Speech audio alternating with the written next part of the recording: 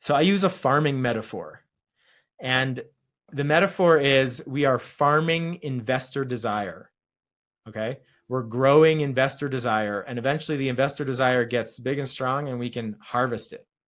And this process of farming investor desire has 5 steps. Here's the steps along the top. I noticed this morning that instead of tilling, I've got tiling. So just pretend that says tilling. So the first step is tilling, then planting, then watering, then harvesting, then closing. And each of these steps can't be skipped and they need to be done in this order. And if you look along the bottom, you can see the goal of each step of the process. So the goal of tilling or tiling is to prepare your internal environment to get to certainty around your raise.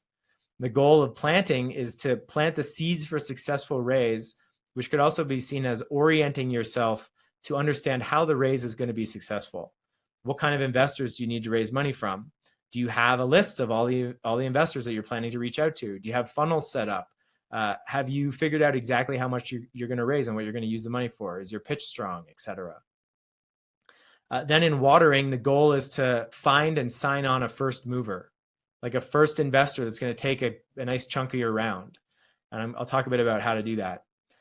And then in harvesting, the goal is to fill out the round. So getting all the other people that you've got lined up around the table to come in and join the round. And then finally, in closing, the goal is to get cash in the bank and close it out.